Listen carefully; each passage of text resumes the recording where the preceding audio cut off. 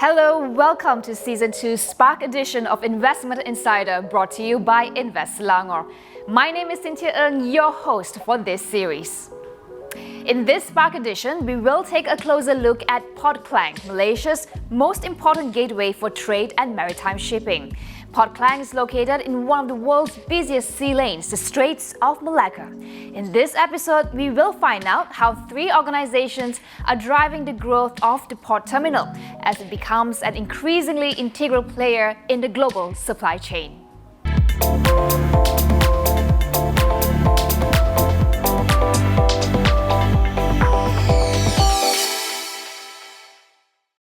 Joining me right now is Captain K. Subramaniam, General Manager of Port Klang Authority, a statutory body that develops, regulates and facilitates trade in Malaysia's most important port terminal. It's great to have you here, Captain, and welcome to Investment Insider. Port Klang is Malaysia's largest container port. In fact, top 12 in the world, connecting Malaysia with more than 350 ports in over 130 countries across the globe. Tell us, Captain, about the potential of Port Klang, especially against peers like Singapore and Shanghai in this part of the world. So, if you look at us against Singapore, or for that matter, you mentioned Shanghai in China, Singapore would be a closer comparison to us because they are located, just down the road, if I may say. But it all depends on our services, the quality of the services, how we provide, for the requirements of shipping lines. Shipping lines today are demanding that we provide them the top quality services. Today, we can take the biggest container ship that is afloat, 24,000 TEUs, without a problem. We have got systems, digital systems, the terminal operating systems that are able to facilitate and speed up our transactions. So these are some of the factors that are working to our advantage. But generally, of course, we have competitive ports around the area and region. And certainly, we have to do more to stay in the game. Now, speaking of doing more, Captain, the COVID pandemic has highlighted the importance of ports and shipping terminals as the backbone of the global supply chain as air cargo flows were disrupted, especially in the beginning part of last year. Now, can you share with us, Captain, the impact of the pandemic on Port Klang in terms of demand and volume growth that you're seeing? Last year, we did 13.2 million. There was actually a dip compared to 2019 when we did almost 13.6 million.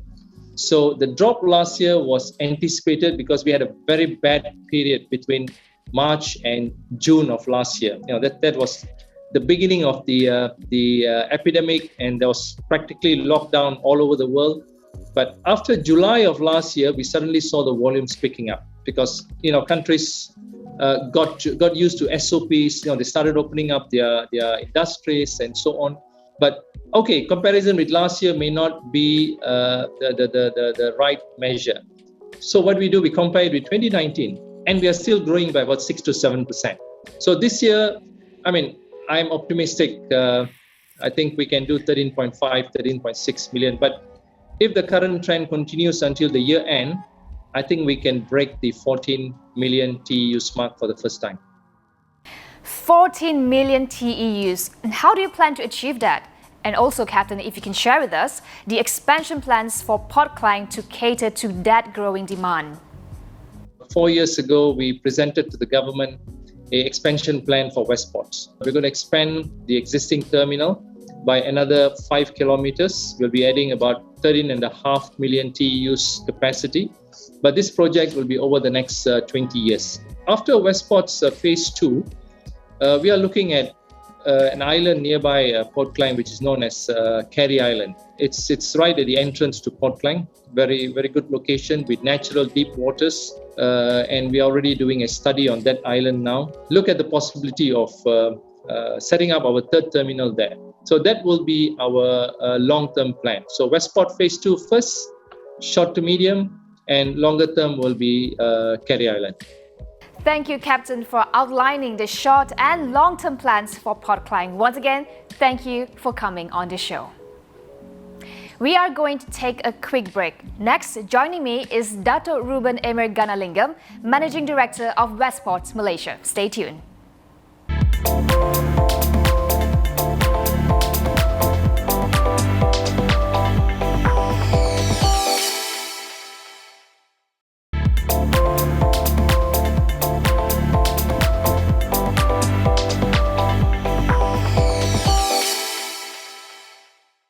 Welcome back to Investment Insider with me, Cynthia Ng. Joining me right now is Dato' Ruben Emir Ganalingam, Group Managing Director of Westports Malaysia.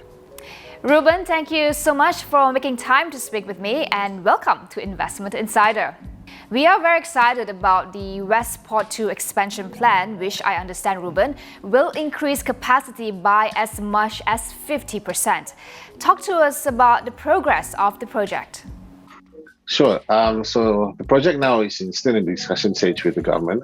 We hope to conclude it as soon as possible. I think those in the government are really supportive of trying to get this done as quickly as possible.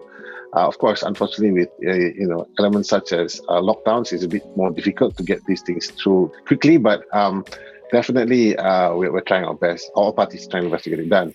When it's ready, of course, it will take about 3 to 4 years to build the first phase of that. And it will obviously increase our capacity to bring in a lot more cargo. Currently itself, the volume is actually still growing, and we still have a little bit more capacity to grow with as it is over the next few years. So this is actually more for very long-term planning, and it will be, the whole project is meant to be built out over 20 to 40 years. So it's not an immediate thing, and it's more for catering for the long term. Thanks for that, Ruben. So let's then talk about the more immediate plans and targets. With the pandemic still raging in many parts of the world, are you feeling optimistic about growth this year? So our target, we usually a bit conservative when we set targets for the year, and this year we've set a target of basically a low single-digit number of growth. The reason we're cautious is because there's a lot of uncertainty still this year. There are a lot of supply chain issues which really could hamper a lot of growth. But it's the rest of the year that I think we have to be cautious about. Whilst goods are still moving quite freely, without real strong economic activity worldwide, there's no reason for the goods to continue to grow very strongly, persistently either. And therefore, I think the question will really be when economies can open up, number one, and also when the supply chain will get back to normal. There are lots of disruptions now in the supply chain because of lockdowns and different rules and between different countries, etc. So we have to be careful and conscious about those, and that's why I think we've set a very modest, reasonable target. And despite the fact that we expect to have a good first half of the year, we have to be cautious throughout the whole year. Now, Ruben, I want to turn the discussion to strategies and really keeping the eye on the ball. Amid the uncertainties that we are facing right now, how do you plan to keep Westports as the leading mega transshipment hub in Malaysia? So I think, with regards to being the transshipment hub, we've always focused on our strengths, which is to serve our customers as fast as we can and to turn on the vessels. But of course, we're looking into other areas such as polymers and other transshipment activities here to enhance our abilities as well. But the focus is always going to be about how we serve our customers as fast as we can. And getting their ships in and out quickly has always been our focus. That's the biggest cost element to them, wasting time. Now, a lot of these things come a lot with a lot of the new technology that are coming out recently, which is digitalization and automation and things like that. And I think a lot of our focus has been, since the lockdown and even before that, or since COVID started and before that, we've been focusing on those kind of projects. So, to try and digitalize as much as we can, to try and automate as much as we can, and also now, very importantly, to try and be as sustainable as we can. Thank you so much, Ruben, for sharing your insights, and we wish you all the best in your plans to take Westports to the next level. We will take a quick break. When we come back, we will be taking a closer look at Malaysia's pioneering fully integrated free commercial and industrial zone. Stay with us. At present, Invest Selangor offers complimentary services to all current and future investors coming into Selangor.